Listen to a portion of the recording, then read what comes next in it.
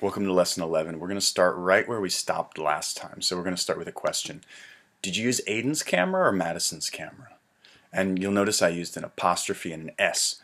Why did I use it? I used it to show possession. So Aiden's camera, that means his camera. He owns the camera. Madison's camera, she owns the camera, right? And how can I answer? Aiden's camera was broken, so we used Madison's camera. Right? Again, apostrophe S, it shows possession. But we have a problem. We're using the same nouns again and again. We said Aiden's, Madison's. We're repeating.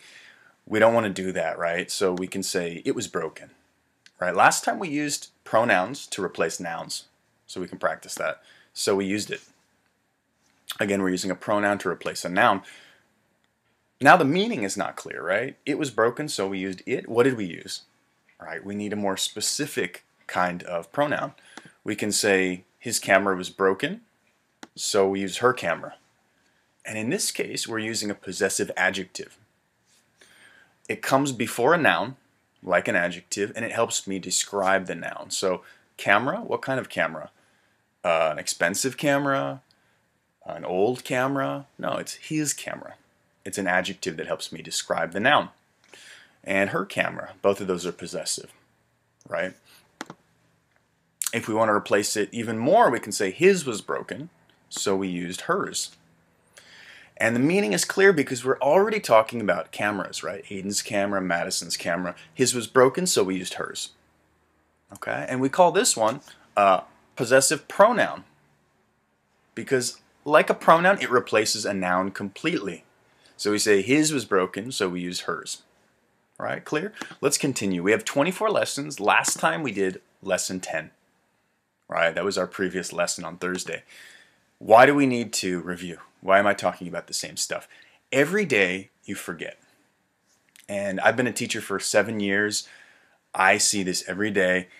If you learn something, you'll forget half of it the next day.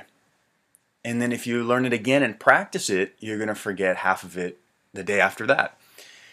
To get our skills at 100%, we need to practice those skills and use them. And we have a lesson today that's going to help you do it.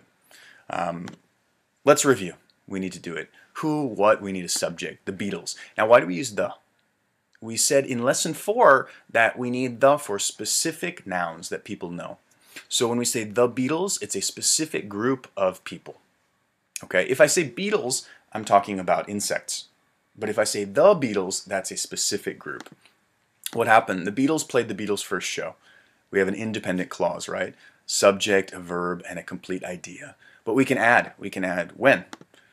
On February 9th, in 1961. Where? At the famous Cavern Club in Liverpool, right? Why? How? We don't know. Let's put it all together. On February 9th, 1961, the Beatles played the Beatles' first show at the famous Cavern Club in Liverpool. We have an independent clause. I marked it in red, right? Every sentence has an independent clause. You have to look for it. It's the main idea. But we added more information, right? Time, place. We have one little thing that's confusing here. We used the Beatles' first show. It's possession, right? It's their first show. But we didn't do apostrophe S. We did just an apostrophe. Right? Why do we do it? When we have a plural noun, like Beatles, that ends in an S, we don't add apostrophe S. We just add one apostrophe. We don't want a second S, right?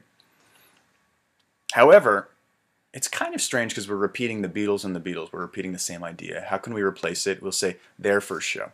Again, we're using a possessive adjective, right? Which first show? Their first show. We're describing it. And we're using all these parts, right? Now let's practice pronunciation. How can we say it? Our nouns are strong, right? We practiced that. Nouns are strong. On February 9th, 1961, the Beatles played their first show at the famous Cavern Club in Liverpool. It sounds a little bit funny because I'm making strong sounds and weak sounds. We need to squeeze our words. It's going to sound more natural, right? Instead of on, I say on. On February 9th, 1961, the Beatles played their first show at the famous Cavern Club in Liverpool. And we can try it faster, right? On February 9th, 1961, the Beatles played their first show at the famous Cavern Club in Liverpool. Did you hear that? Instead of at the, I said at the famous. And I didn't say in Liverpool, I said in Liverpool. So pause your video, try it 10 times, repeat it. Okay, you got it? Let's continue. Okay, last time we watched a video. It was a wedding and somebody accidentally knocked the bride and the groom into the swimming pool. Terrible, embarrassing video. So students sent me their paragraphs and I want to talk about one today. A couple held their wedding ceremony in a beautiful poolside. It's great. We have an independent clause and then we have in a beautiful poolside. Adds more information about the place. Instead of in, I would say at, because at is for a place. If we say in, we mean inside the poolside. But we should say at that place, right? After the bride took her vow, it tells us time. The pastor said, you can put on the ring to the bride, to the groom. And to the groom tells us where?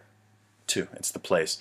In this moment, that's perfect because inside that time, the best man going forward to give the groom the wedding ring, that tells us the reason, right? To give the groom the wedding ring, was falling down on the stage. Here I would just say fell down because it's all past tense. More than that, he pulled the bride and the pastor into the swimming pool. Now we say into because it's inside, right? Into the swimming pool. Unintentionally. A lovely wedding was ruined by the best man. If I were the bride, I think I would probably pull everyone down into the pool to solve the embarrassing situation. All right, so great paragraph. I love how the student shared an opinion at the end, which was excellent. If you want to send us a paragraph, try it today because we have a create section of lesson 11, so you can try it. Last time we also did some speaking activities. So we did an activity called Tell Us. I asked you to tell me about your New Year's celebrations in your home country. We're going to listen to a student's recording and we're going to read as we listen. I'm from Brazil and we celebrate our New Year's Day every December 31st. In our celebration, we always get the family together and we make a big party. All right, a great recording. The student used a lot of the things that we learned last time. For example, every December 31st, it adds extra information about time. In our celebration, it tells us where, right? Instead of in, I would say for our celebration, all right, or during our celebration. One of our special meals is a meal with pork. It tells us with pork, right? It tells us more information. What kind of meal? A meal with pork. We prepare a delicious meal with pork and a lot of spices and vegetables because tells us a reason, right? So it was a great example. Today we're doing lesson 11. So I hope you get a chance to look at the website. On the website we have a lot of practice and you need the practice because right now you're just listening to me, but you need to try it yourself, speaking and writing and listening. So when you get started, go to the website, you'll see review, learn, practice, create, 100% review and solutions. All of these parts are really important. If you do them in order, you're going to practice the same skills again and again and again. And then at the end, there's kind of a test. You can create your own paragraph and do your own speaking recording. We have a song you can listen to for practice with listening and lots of activities on there. So I hope you try it. Let's take a look at the website. I want to show you. When you go to the website, you're going to see this. Go to lesson 11 over here. You're going to see all the parts, right? Review, learn, practice, create. 100% review, solutions. Join our newsletter. I can send you updates about a free class. For example, on Wednesday we have a free class. New activities, new lessons. So I can tell you about stuff that's happening. Check our Facebook page. I put up some review activities. I put up some articles that you can read.